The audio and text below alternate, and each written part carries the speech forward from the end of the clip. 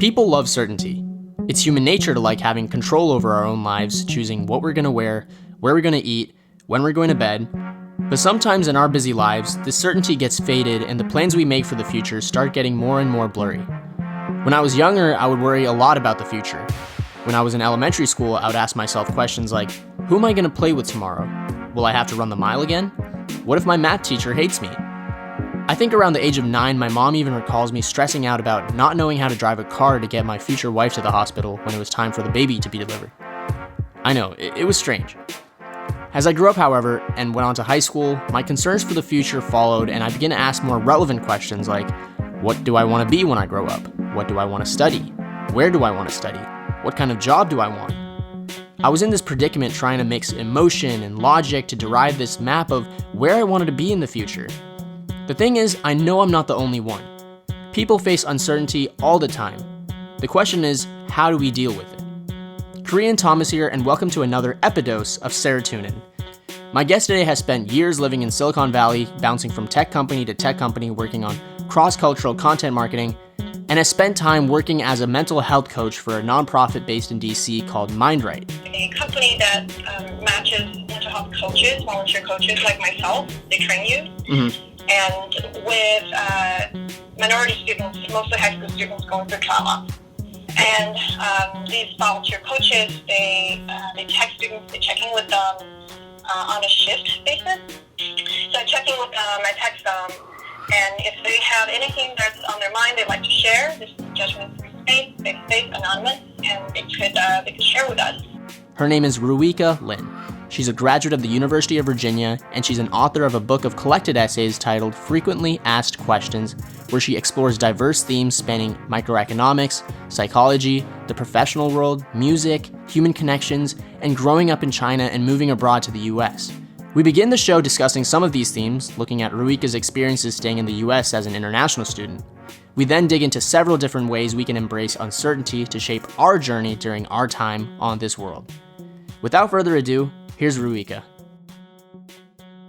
Do you think you can paint a picture of what it was like to step on grounds as an international, or think of moments where you really had the worst time possible as an international student? Yeah, this is actually kind of interesting. So a couple years ago, the first year I was 18, was very young, coming to a country, no family, knowing nobody, completely never visited, and it's like a dream now that I think about it. But I remember really clearly, for example, the first time actually, the first day waking up, international student orientation. This was before everybody else came on ground. Landed in Dallas airport. It was a rainy night. Got picked up by a bus from UVA, sent from UVA. A bunch of internationals got on the bus, got on the dorms after 1 a.m. They completely just detached. I have no idea where I am, what's going on. Leaving family for the first time. Single child, single daughter. Oh my gosh. They send a single daughter abroad on the other side of the planet. It was really brave of my parents, but I'm sure they struggled a lot with that decision. And I had no idea. I wasn't the one deciding to go abroad.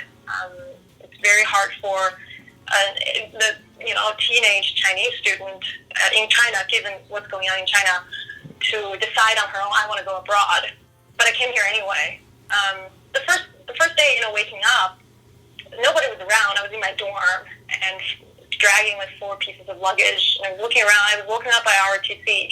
People were yelling outside the O dorm. I got selected in the O dorm because I knew nobody. So I was like, "Oh, what is this yelling noise? 6 o'clock in the morning? Maybe I was jet lagged." At the time I thought, hey, before coming to the U.S., I set myself a goal. I want to learn. I want to learn about what people do here, how things work here, aspiration. I want to, contribute. I want to establish myself in a new country. It was very kind of type A personality. My first impression of the U.S. is nothing like that. There was no establishing myself, no contributing, no learning. It was just exhaustion and hunger. I didn't know where to go. There's nobody around, and I did not speak very good English at all. There was no one around, and I walked a half an hour to a jogger, right? Some grad student probably, now think about it, in the summer, came by. I was like, oh my God, lifesaver, I need to ask you a question with my broken English. where do I get food? He pointed me to the corner. I didn't know it was the corner. He pointed me to that, and I was able to get like a sandwich or something. Pointing at the food and grabbed it and then paid. And I had to calculate, oh my God, the amount in Chinese yuan. Times 7, right? Everything times 7. It was just there was very complex and unique challenges and stressors at the time that stressed me out, and no one else really had similar kind of stress. And I think that applies to a lot of international students, Chinese students especially. I can't speak for other international students, but aside from adjusting just to college in general, there's many more layers of adjusting to a new culture that was not even a little bit similar to their native culture. So that's a small example. I can't think of so many, but my first year living with an American roommate who she and I never talked beyond passive greetings. The way I thought, how she perceived me, the way I interacted with men, the opposite sex, right, on campus, the way I saw how gender dynamics play out. These things are never even talked about in China. I come from a much more conservative, like sexually at least, conservative Eastern culture where it's a taboo to talk about stuff like this, especially for college. Right. And a lot of these I would say transformation and changes bring a lot more stress to somebody who's just like 18 from a different country to a college campus. And, at the time, I remember in my fourth year, I was able to talk to a professor. I told him, I said, when I first came here, I thought UVA is America. I thought this is what America is like. Mm-hmm. And he told me that, well, if you want to know about America, go to Walmart. That's what America is like. I was like, oh, I don't know about that. I mean, that's just an incredible story about how, I have a couple of international friends myself, and I mean, if they do grow up in like a very modern, like very urban place, like in Mumbai or China, I mean, you're just expecting them to like come into America thinking that, everything's the same, but really there's still a lot of differences that are apparent. No, absolutely, yeah.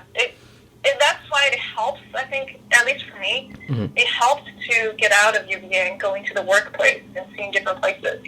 You see different things. You see how people's lives are so different, and they carry out different lifestyles. The West Coast especially so. I remember on the East Coast, a mentor of me told me the first year working, like, you have to, be at work for 2 years, otherwise it looks bad on your resume, and just stuck it out. I was working at Ernst & Young at the time. I hated the job, and when on the West Coast, people jump ship all the time. It has something to do with the industry and the resource balance. Developers, they don't care, and they, for the most part, they don't care about, if I work at this company for 4 months and for whatever reason I don't like it, I'm going to go somewhere else. It's super common. There's no such thing as you can stick it out for 2 years, otherwise it looks bad on your resume. That's just a small picture of it. Well, it's sort of just like trying to visualize the ladder of success and how to like hack your way into getting into a consulting position is really like some of the conversations that I hear. There's definitely a strategy, a plan, right? Yeah. Whereas this is my personal experience. I had a plan coming out of college. I took GMAT. I wanted to go to grad school. I wanted to go to strategy consulting because the consulting I was doing was not really strategy consulting. Everything changed after moving out here. everything changed. It was just not, it's not according to the plan. Right. It's a plan. I'd say it's a discovery, right, on this journey of pursuing something different. And that's actually so interesting. I mean, I wanted to ask you, I mean, like when you said that your professor like just told you to just like really just step out and like work, how do you think individuals in college, like how can they embrace college life without hurting themselves mentally, and how can they embrace uncertainty and still like make this transition process a lot more simple? I would say I guess I had to embrace uncertainty. Yeah. Really not knowing, especially first year, second year, I didn't know what to expect coming to the U.S. That's why everything was shocking, right? Every single thing. Water fountain, never seen that in China, at least when I was there. People, bending over and drinking water. It's such a weird, I thought it was such a weird look, and so normal.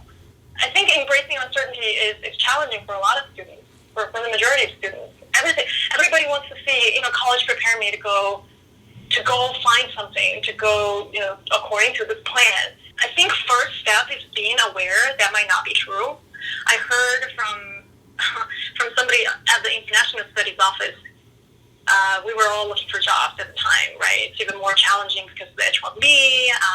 At the time in 2011, H-1Bs were not plentiful because we just came out of financial crisis, but it was not as stringent and challenging as now.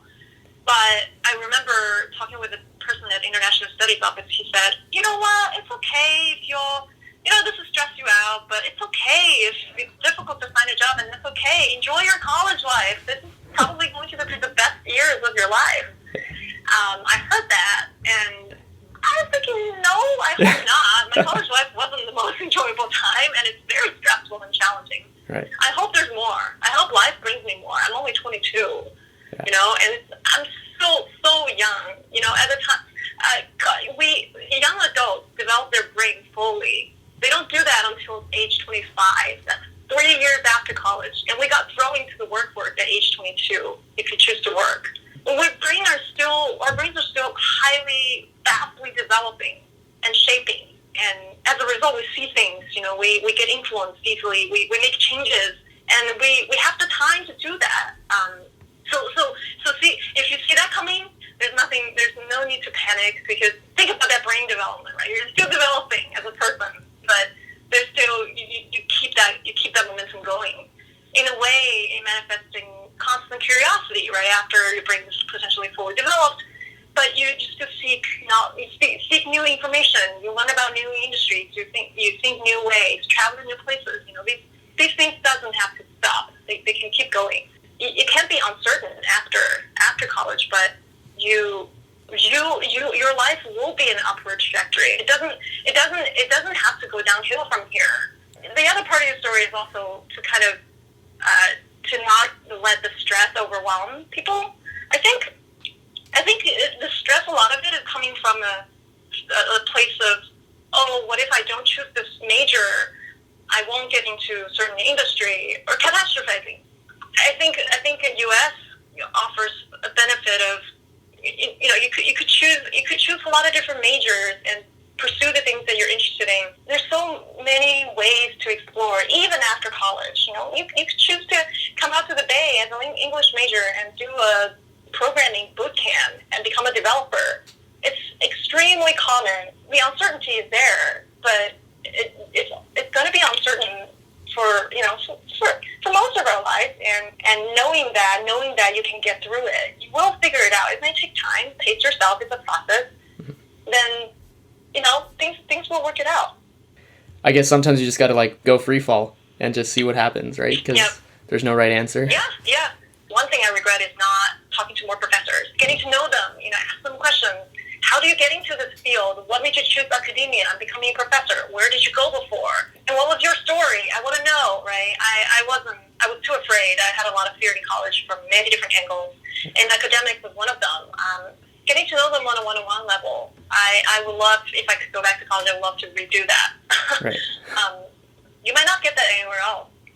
Your peers, everybody's struggling. Everybody's on the same boat trying to figure it out. Yeah. And we can talk about it. It's good to converse, exchange ideas about it, brainstorming ideas, thoughts, and all that.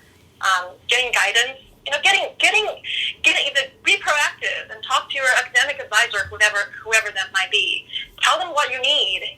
Tell them, I need information on this one. I want to talk to a professor in that department. Do you know anybody? Can you connect me? The good connection, the one good connection that I have from UVA is actually one professor. I made a connection with one professor, and I still talk to him after 5-6 years coming out of college, and we still keep in touch. We exchange emails, really long emails, getting, what's his life like, where is he traveling to, the politics professor.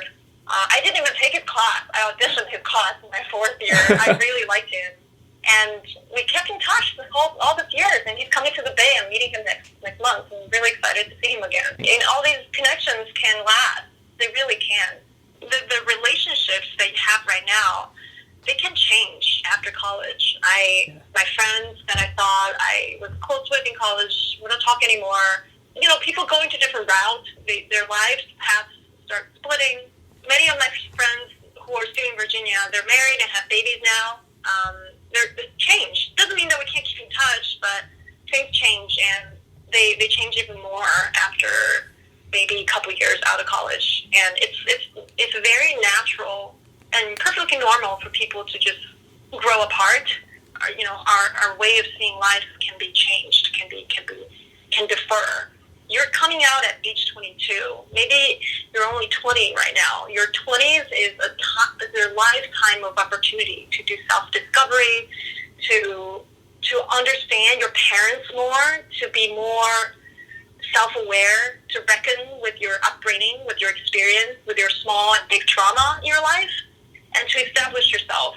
I look back when I was 21, 22, 23, the way I interacted with my parents, and I was like, what was I thinking? But I surely had a legitimate reason for that kind of interaction that I look back now, I regret. There's a process. We develop, we grow. It's in the process. As long as we have that mindset of I am growing, I seek to grow, right? You don't know where your growth might take you, and it's a wonderful surprise. That's a uncertainty, right? And that's a good certainty to kind of catch you out of nowhere. You don't know. I look back 10 years ago. No one told me about taking care of yourself. Really don't burn out. If you are feeling stressed or overly overwhelmed, talk to friends, seek help. No one ever told me to seek help. Nobody asked me, there's resources out there that you can use to help yourself. I didn't know. And I reached out to a mentee of mine who's a Chinese student right now. I asked him, I said, so I'm thinking about writing this letter to share my experience at UVA 10 years ago and offer some resources people can use when they feel overwhelmed, just to let people know and be aware there are resources out there on campus. There are. Student counseling, your RA, your advisor, your peers, you're not alone in this. And you might think you are, but you're not. I asked him, so are people talking about this kind of stuff right now among the Chinese students? Maybe hosting events, talking about stress management, anything like that? He's like, no. In China, resources are public. There are no, people here in the U.S. talk about, I go to my gym to exercise. My accountant told me to do taxes this year. My doctor gave me this prescription, right? Everything is mine. Resources are centered around individuals. Again, we're talking about American culture being individualistic, and I was surprised by that type of thinking.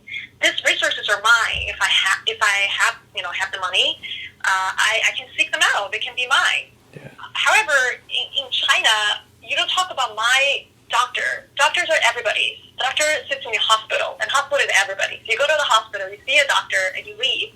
You don't have a my doctor. There's no my accountants, right? You go to an accounting firm. They do your taxes or help you out. Resources are shared. They're not tailored towards individual needs.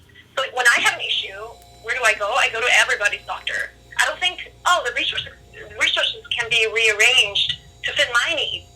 And you're in the U.S. You have that. You can think. You don't have to think of it that way, but know that there are resources for you. I wrote that letter to share my personal experience, letting them know you're not alone. You're not alone. There's somebody who graduated 10 years ago that experienced very similar things. Yeah. So you're not alone in this. But at the same time, here are some resources. Seek them. Be courageous. Seek them out. It's very challenging to ask for help. It's a difficult thing to do, but you can, and you will feel a lot better that you did. After hearing more about Ruika's story, I learned that things never really quite work out how you might expect them to. For Ruika, things went quite well for her in embracing her uncertainty.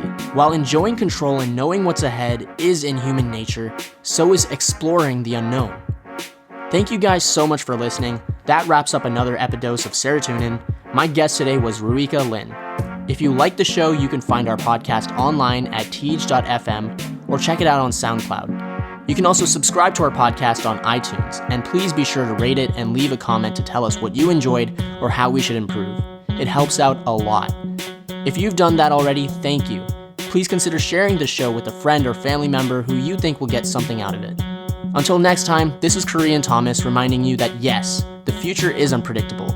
It can be scary, But by embracing your individuality and capitalizing on your passions, you can start seeing uncertainty as not an obstacle in your path, but an opportunity to shape your journey.